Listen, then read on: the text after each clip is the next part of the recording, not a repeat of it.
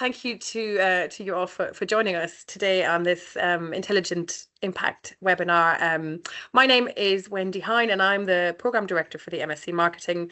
I'm also, as you'll see, I'm introducing myself a little bit later on. I also work on undergraduate level and happy to talk to you about any programs from the marketing group that you might be interested in. In fact, any other program that you might be interested in at the Birkbeck Business School. And yes, and welcome to the Birkbeck Business School in general. We're quite a new school, recently established and joined from various different departments and departmental levels. But we're extremely happy to come together as this new group. And yes, right. So in terms of this session, I'm really going to be very brief. Just going to give you a quick welcome and introduction and give you that the Intelligent Impact webinar, which relates to the marketing and gives you a little bit of an insight on how we approach marketing at Birkbeck, some of the skills and opportunities that come out of our teaching and learning at Birkbeck, and also some of the what this would mean for your jobs and career. And I'm going to be as quick as I can and then do follow up with a Q&A. Okay, so again, quick introduction. This is the Birkbeck Business School, and this is me. You can find my email address here. I'm the MSc Marketing Program Director. I'm also Deputy Director for the PG programs at Birkbeck Business School, and I also teach at various different undergraduate, postgraduate, and MBA level. Right, so I was asked to think about how our teaching links to our research and links to some of the jobs and career progressions that we offer our students. And the one thing that I could think of was consumer behavioral change. And the reason for this is because I teach consumer behavior at postgraduate level, and consumer behavior is an ever expanding and diversifying field, as you will see. And I approach consumer behavior in our teaching and learning and our assessment as through behavioral change. And that allows us to dive into a whole bunch of different areas and disciplines and job prospects, industries that traditional marketing programs may not consider. So let's just jump right into this and give you a bit of an introduction in terms of what is consumption and how does it link to marketing, and you will see how this all adds up. Right, so this would be a traditional opening slide that I have in one of my teachings, and it is about what do we do as consumers? What do consumers actually do, and what does consumption actually mean, right? So travel or not. These days we don't have to travel a huge amount, or we might travel again after the pandemic. We rent a car, we Zoom with friends and colleagues. This particular situation right now, this is a very good example of a new consumer space that has opened up sort of in the last decades or two. Pick up a chocolate bar, we get a massage, we open a bank account. Of course, this is all what consumption is about. We watch an ad on YouTube, and we hate those ads on YouTube. We sell items on eBay, or we post something on Facebook, on Instagram, or TikTok. We vote in elections. This is also a new consumer sphere. We see, and connected to this, we see a political hoarding, a poster on a hoarding. We tune into the radio, whoever still listens to the radio, or we subscribe to podcasts. We book bungee jumps, or, right, as we do now, we choose a university degree. All of those are things that consumers do, but maybe traditional marketing and consumer research would have not considered as consumption. So marketing, as a result, has got a huge impact on consumers. And consumers also have a huge impact on marketing. In fact, a lot of marketing theory sees the consumer as sort of the centerpiece, the core of all of its activity. And that has dramatically changed how marketing is considered, certainly part of everyday life. Everything we do is somehow about marketing. We market ourselves, we market our institution, we market our Oh, what we do, everything, our skills, etc. Our organizations are marketed, brands are marketed, ideas are marketed, and only when that marketing comes across as somewhat coherent and as adding value does it actually mean something. But because of that, marketing is extremely powerful. It is pervasive, and it adds to this idea of marketing as engineering our environment. So, what does that mean to engineer our environment? Certainly means that marketing can tell us an awful lot about what we are meant to be, do, need, want, and desire. And that brings us to the next point, is sort of needs versus wants versus desires argument. Traditional marketing, theory in sort of 1950s would have said, marketing is all about giving the consumer what they need. But then do we really need that iPod and iPad? Do we really need that extra pair of shoes? Do we really need, that chocolate bar? Do we need that massage? Um, an awful lot of times nowadays, consumption issues are linked to overconsumption rather than underconsumption. So it's not about what we need. And, and of course, the history of marketing is also that it came out of overproduction. So it meant that it was sort of marketing and products, particularly at the time, were pushed onto people to consume more. So then it was a case of, rather than linking it to a need, which was really, I don't need it, but how can we make people want it? So again, in sort of traditional marketing and strategic marketing theory, it became the cultural interpretation of the need was the want. So that meant, in Kotler's perspective, that if you are thirsty in America, you would have a Coca-Cola. If you are thirsty in the UK, you would reach for the cup of tea. So those would be the cultural interpretations of that need. But again, that doesn't quite grasp it really anymore, does it? It doesn't really cut the mustard when it comes to, well, I don't need that cup of tea. I don't need that coffee or that latte. And there are multiple areas of how I can, get that need anyway. Do I go to the coffee shop? Do I, invest in a good espresso machine, etc., etc. So it's much more about the desires, really, about establishing the aspirations and the lifestyles that people are looking for, and how the various different experiences can fit into our lives and into our routines and into everyday life, and how we can convince consumers that this will improve your life, the emotions and the experiences you feel beyond anything. So that sort of leads this idea that marketers are contributing fundamentally to our understanding of how we are socialized into what is good life, what we should want, what we should need, and fundamentally what we should desire. And that is quite something to craft as a marketer. There's a whole bunch of creative around this. And of course, that, this image here, despite what some people think, advertising can't make you buy something you don't need. Well, we buy an awful lot of stuff that we don't need. And that sort of brings a whole bunch of ethical implications into this, right? So we need and buy and want an awful lot of stuff and desire a lot of stuff that is actually not good for us. So we engage and indulge in overconsumption when it comes to sugar, when it comes to chocolate, chocolate is, oh, beautiful chocolate. When it comes to alcohol, when it comes to things that are fundamentally bad for us. And there is virtually nothing that we consume that cannot make us addicted. So there's including shopping and consumption itself. So the implications of consumers and what they can get us to do are immense. And also, it leads organizations to sometimes quite unethical practices. So it was a chart that linked to the diesel scandal of Volkswagen, and how some of the cars that had emissions beyond what was acceptable were had to be recalled, and were sort of particularly impacted in the Volkswagen scandal at the time. And again, you think, what's that got to do with marketing? It's got to do with a whole bunch of corporate responsibility, a whole bunch of corporate images.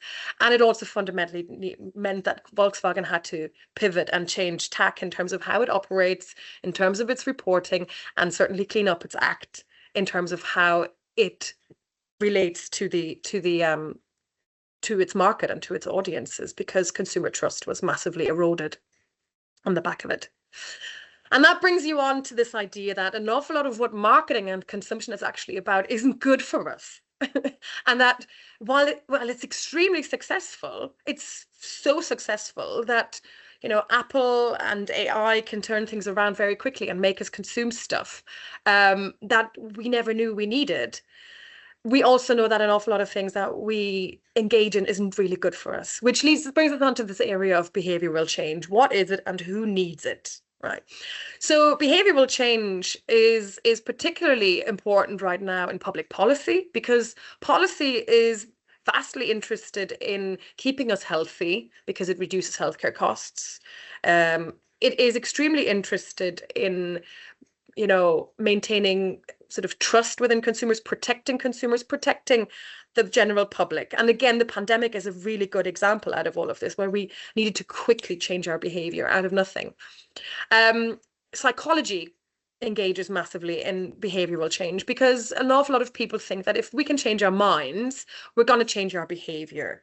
So an awful lot of times behavioral change is rooted in psychology and in psychological theories, but really that's not the full extent. But as psychologists, you would often look at behavioral change and how can we get people sort of to self-help, to help in terms of mental illnesses, sort of self-awareness, self-control, and exercising an awful lot of these measures to change our behavior. Generally, public health, healthcare, medicine, all of these are areas where behavioral change is massively needed.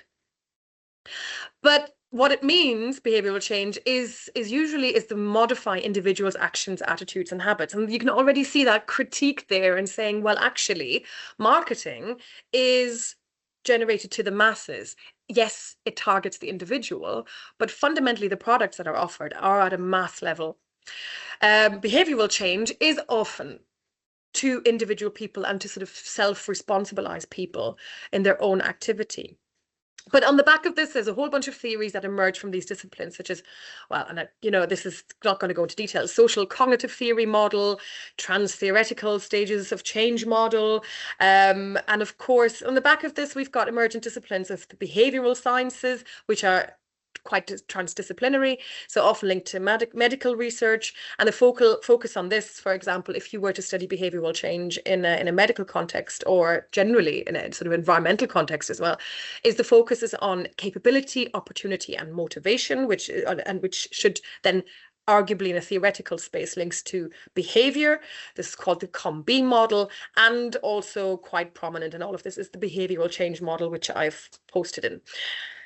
Change is also needed and massively taught in management organizations and in people management, so in business and management disciplines and in HR. So and the theory of planned behavior is often something you might come across there in that context. I've posted here just to see a little bit more detail on one of these, this behavioral change wheel. And as you can see, this is Susan Michie, who's actually, she's based at UCL. And as you can see in all of this, sort of the three comms are in the middle, so capability, opportunity, and motivation. And around that, we've got a whole bunch of different factors that are featuring into this. And you can see communication and marketing as being one tiny aspect in particularly in opportunity often being described as what links to the environment that is being created. But if you turn it upside down, actually, you could place communication and marketing into the core of all of this, and then see, how groups of people and entire communities are almost formed as a result of this communication and marketing within the center of it. So in many ways, there's an awful lot more here to marketing than is being credited to. Because, it's very easy. If marketing can make us smoke, why can it make us not smoke? So what has marketing and consumption to do with this? Marketing often functions to facilitate consumers' behavioral change. We very quickly and without even thinking about it, adapt our behavior, our routines, our practices, depending on technology innovation, technological innovations, depending on a whole bunch of things. So while you never knew you needed an iPod or an iPad or an iPhone, or you needed to have a whole bunch of films and music on your phone, it is what we have, and we adapt quite quickly on the back of it. And that is all due to marketing. And the theories that link to the frameworks of behavioral change are really very much so, very closely mirrored to a whole bunch of existing and expanding marketing and consumer research. It's quite frightening how much of an overlap there is.